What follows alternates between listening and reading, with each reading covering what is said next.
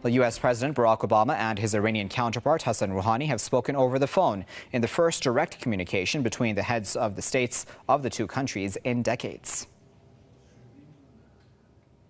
Good afternoon, everybody. Before I discuss the situation in Congress, let me say a few things about two important opportunities in our foreign policy.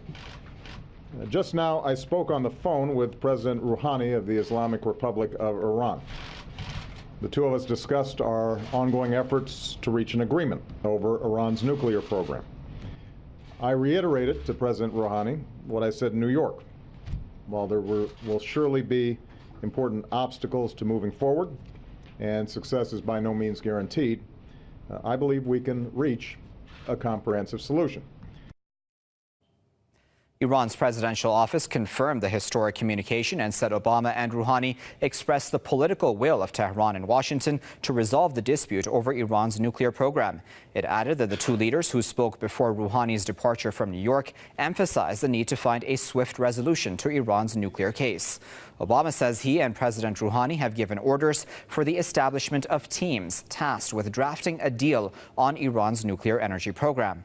Obama emphasized that the resolution of the nuclear issue could create a mutually respectful relationship between Washington and Tehran, but he also noted that Washington and Tehran have a tough task ahead for the reestablishment of their relations. I do believe that there is a basis for a resolution. Iran's supreme leader has issued a fatwa against the development of nuclear weapons. President Rouhani has indicated that Iran will never develop nuclear weapons. I've made clear that we respect the right of the Iranian people to access peaceful nuclear energy in the context of Iran meeting its obligations.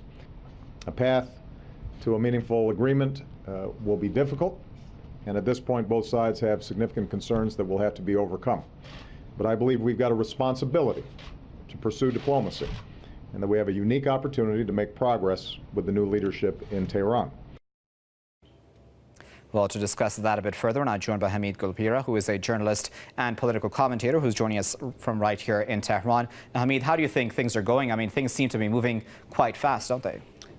Well, yes, indeed, things did start to move very fast. After everything was kind of moving glacially, everything was frozen, and suddenly there's this reasonable thaw in the ties between the two countries, and all of these connections. Two presidents are talking with each other, so suddenly things are beginning to move a lot more quickly, very much a lot more quickly than they have in the past.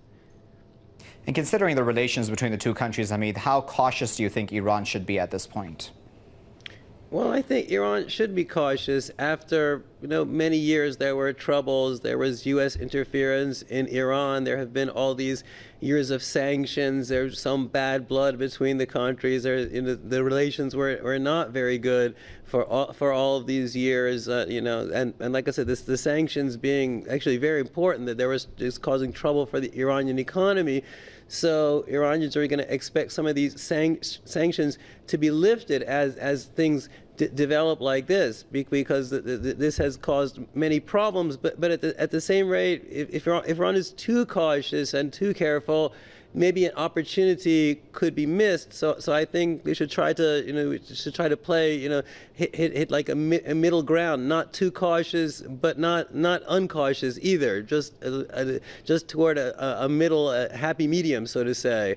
Cautious enough, but not too cautious to lose an opportunity would be a good path to take, I would believe. Right, and tell us about the obstacles that the U.S. government may face. I mean, we were speaking before we went on air about how the U.S. is a corporate state.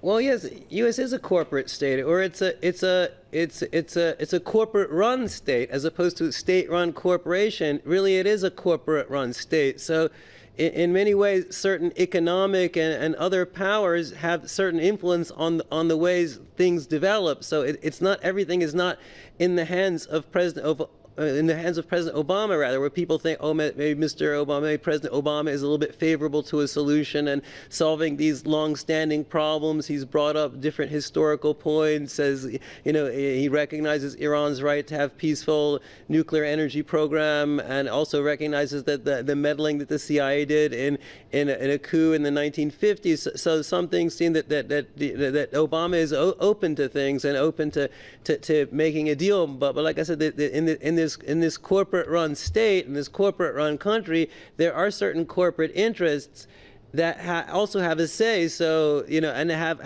actually a very strong say in things. So they could also influence the direction that Obama could go in, and even maybe prevent him from doing certain things that he might want to do, or he might have wanted to do 6 months or a year ago, for all we know.